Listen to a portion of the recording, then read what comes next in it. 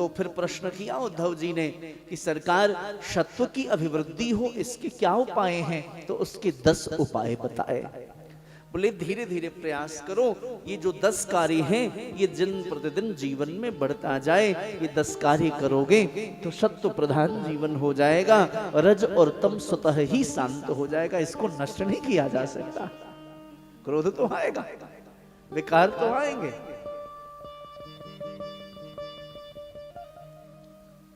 तो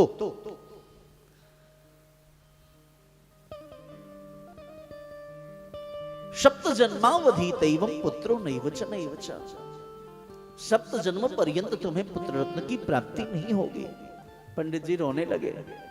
महाराज कैसी बात करते हैं, बिना पुत्र के गति नहीं है। गृहस्थाश्रम में संतान न हो तो सदगति कैसे मिलेगी? मुखाग्नि कौन देगा? पिंडदान कौन करेगा? पंडित जी को समझाया संत भगवान ने, भैया पुत्र रत्न को प्राप्त करके कौन सुखी हुआ है आज तक? राम जैसे पुत्र को प्राप्त करके भी दशरथ जी को क्या मिल गया है? अंतकाल में पुत्र उनके पास नहीं थे।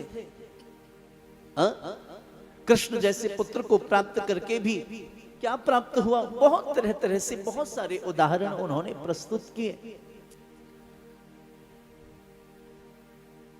लेकिन हृदय में भावना, संत ने एक फल निकाला, प्रदान किया, पत्नी को देना, पुत्र रत्न की प्राप्ति होगी।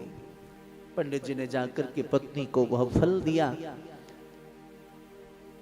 पर इनकी बुद्धि बड़ी संकालु।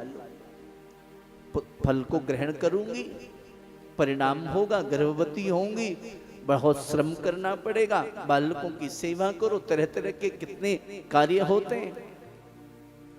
धुंधली ने उस फल को परीक्षा के निमित्त जो बाज गाय थी उसको खिला दिया।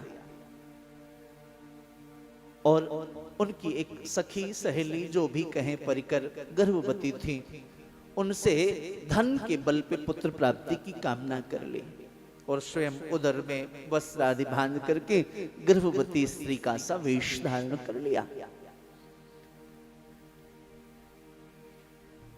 9 माह बाद उनके जो सखी हैं उनको संतान की प्राप्ति हुई। रात्रि के अंधेरे में संतान को लाकर के प्रदान कर दिया। रात को चिल्लाई धुंधली, बालक हो गया, पुत्र हो गया, पुत्र हो गया। पंडित जी की खुशी का ठिकाना नहीं। मैंने त्रिकाल संध्या की गायत्री किया, निश्चित रूप से कोई देव पुरुष प्रकट हुआ है। ये देव पुरुष, देव बालक जो है जीवन के इति में मुझे सद्गति अवश्य प्रदान करवाएगा। धर्मनिष्ठ बालक, धर्मनिष्ठ संतान यदि मिल जाए तो माता पिता की भी सद्गति होती है।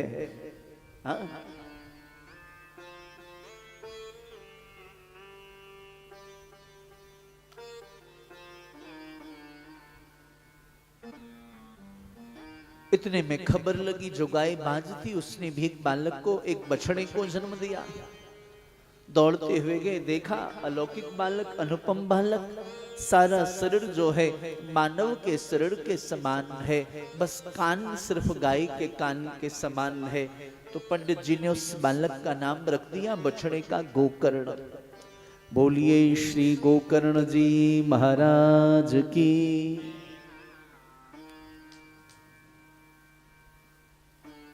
अपने पुत्र के नामकरण के लिए उद्यत हुए तो पत्नी के मन में तरह तरह के भाव। बोले इतना श्रम मैंने किया, कष्ट मैंने सहे, तो नाम भी मुझसे मिलता जुलता हो, तो नाम बालक का रख दिया धुंधकारी। प्यार से बोलिए जय श्री कृष्ण। जोर से बोलिए ना, और जोर से। भगवान नाम बोलने से अंदर के विकार नष्ट होते हैं, निद्रा दूर चली जाती। कथा में निद्रा देवी दौड़ के आती और मौसम भी कुछ ऐसा है और व्यवस्था इतनी अच्छी आपके भजन के परिणाम से मिला। ठंडा ठंडा वातावरण, लग ही नहीं रहा बैसाख महीने में कथा सुन रहे हैं।